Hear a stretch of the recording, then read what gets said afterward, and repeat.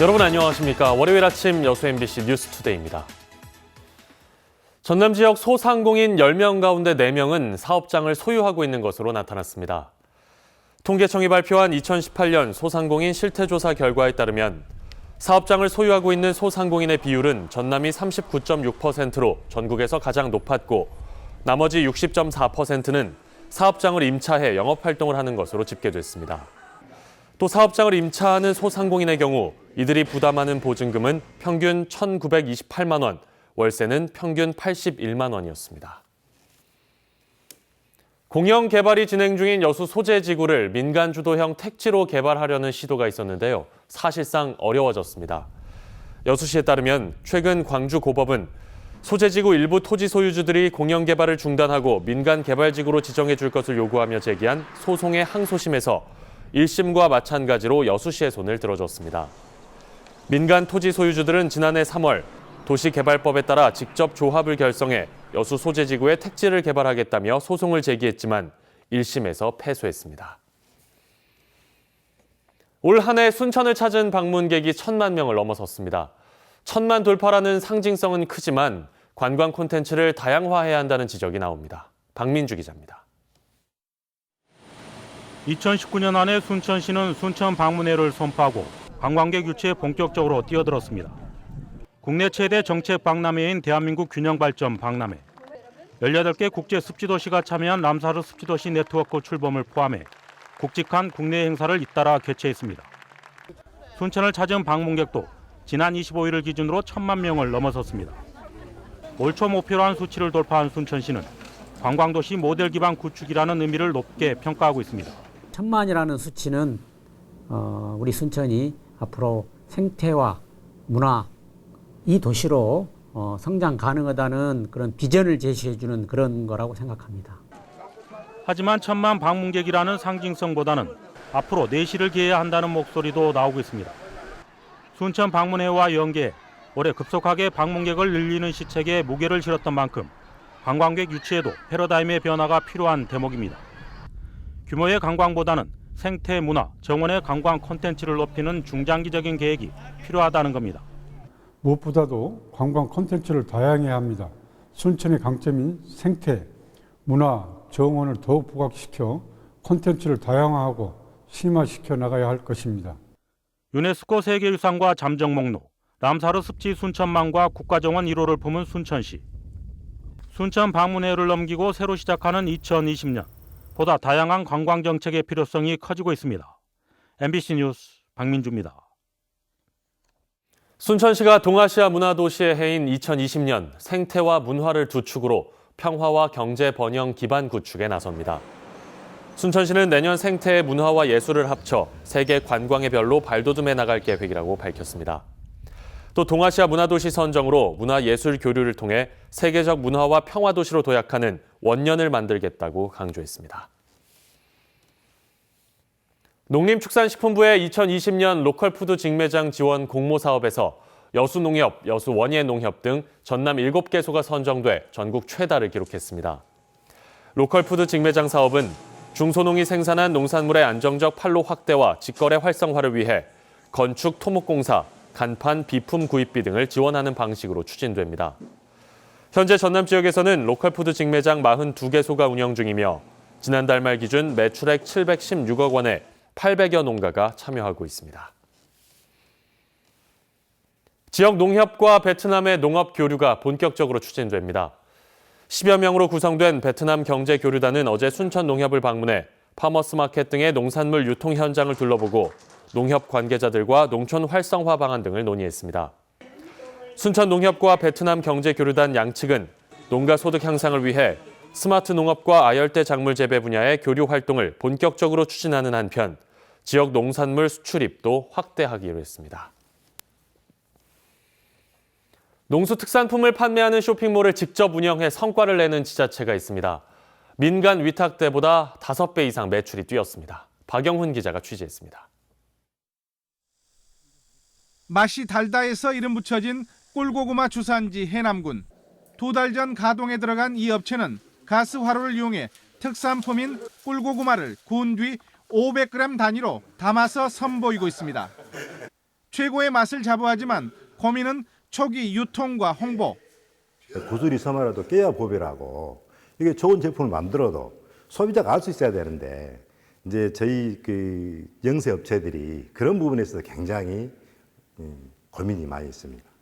해남군이 이 같은 지역 업체들의 고민 해결을 위해 본격적으로 팔을 걷어붙인 건 지난 2011년 외부에 맡겨 운영하던 온라인 쇼핑몰 해남미소를 직영으로 바꿨습니다. 주문과 배송, 사후 관리를 도맡는 방식으로 콜센터를 설치하고 직원들에겐 같은 업무를 오래 맡겨 전문성을 길렀습니다. 공익형 쇼핑몰에 대한 소비자들과 지역민들의 신뢰가 쌓이면서 입점 업체는 355곳, 회원 수는 7만 5천 명에 이르고 있습니다. 길이라도 가르쳐주죠. 그다음에 자꾸 다른 제품을 개발하게끔 만들어주죠. 그런 의미에서 미소의 역할은 정말 농민 입장에서는 굉장히 크죠. 위탁 당시 10억 원도 안 되던 연간 매출액은 직영 8년 만에 50억 원을 넘어섰습니다. 해남군은 디자인 전문가를 포함한 전문 인력을 채용하고 온라인과 오프라인을 연결하는 장터를 추진하는 등 더 큰 성공 가능성에 도전하고 있습니다. MBC 뉴스 박영훈입니다. 무안의 한 농공단지 인근 주민들이 10년 넘도록 악취와 소음 또 각종 질병에 시달리고 있습니다. 주민들은 농공단지에 입주한 금속 가공 공장들을 주범으로 꼽고 있지만 무안군 등 환경당국은 역학조사도 하지 않는 등 무관심으로 일관하고 있습니다. 문현철 기자의 보도입니다. 무안군 창계면의 한 마을 회관. 이곳에 모인 주민 대부분이 한결같이 피부병과 두통에 시달리고 있습니다. 두드러기와 가려움증 때문에 수년째 병원에 다녀도 원인을 찾지 못해 답답하다고 하소연하고 있습니다. 평생 죽을 때까지 먹어야 된대요. 예, 약을. 낫는다는 보장이 없대요. 피부병을 앓고 있는 주민들의 공통점은 청계 농공단지에서 일하거나 인근 논에서 농사를 짓고 있다는 겁니다. 주민들은 농공단지 금속 가공 공장들에서 배출한 각종 오염물질에 노출됐을 가능성을 지목했습니다. 또 수년 전에는 공장 바로 옆에 사는 부부가 암으로 모두 사망한 일도 있었다고 주장하고 있습니다. 우리 주민들의 자녀들의 장애인을 출산하고 우리 주민들의 각종 암으로 사망하고 피부병에 시달리고 폐질환을 앓고 있습니다. 실제 오염물질 배출이 의심되는 공장 중 한 곳은 올해 일군 발암물질인 포름알데히드를 기준치보다 2배 이상 배출하다 적발돼 사법 처리를 받았습니다. 농공단지 인근 3개 마을 200여 가구가 역겨울 정도의 악취, 밤낮 없는 소음, 진동, 각종 질병까지 피해를 입고 있지만은 환경당국은 손을 놓고 있습니다. 건강역학조사라도 해달라고 호소하고 있지만은 무안군은 10년 넘도록 외면과 묵살로만 일관해 이곳 주민들 사이에서는 우린 군민도 아니냐는 자조 섞인 푸념까지 나오고 있습니다. MBC 뉴스 문현철입니다. 다음 뉴스입니다.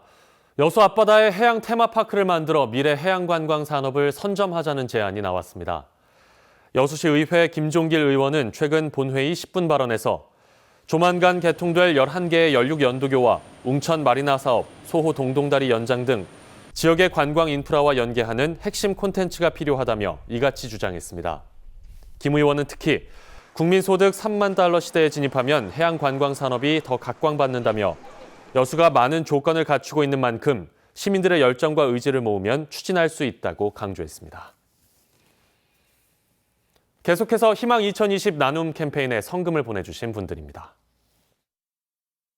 여수 소나무 유치원 교직원 및 유아 일동 28만 원, 고흥군 대서면 신촌마을 주민 24만 8천 원, 순천시 해룡면 신대 11리 22만 원, 신대 구리 22만 원, 여수시 대교동 통장단 1동 20만 원, 여수시 월호동 3통 주민 20만 원, 중앙동 김채호 20만 원, 고흥군 대서면 봉계마을 주민 16만 4천 원, 순천시 서면 노은마을 주민 15만 6천 원, 여수 기아 오토큐 봉산점 10만 원, 여수 참 좋은 신용협동조합 10만 원, 여수시 봉강동 김회운 10만 원, 봉산동 믿음방앗간 10만 원, 쌍봉동 36통장 이장미 10만 원, 부영 5차 경로당 회원 1동 10만 원, 여수시 쌍봉동 알량 경로당 회원 1동 10만 원, 월안 경로당 회원 1동 10만 원, 웅천동 38통 송현마을 주민 10만 원, 여수 정보신문 임직원 1동 10만 원, 순천시 서면 개운마을 주민 9만 원,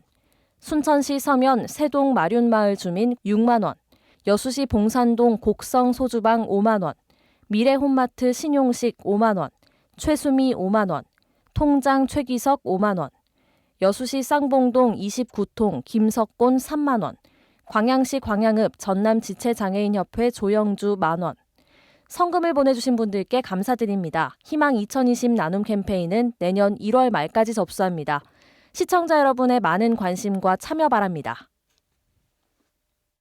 고흥군이 내년 주요 사업 정부 예산 1,620억 원을 확보해 지역 현안 사업 추진에 탄력을 받을 전망입니다.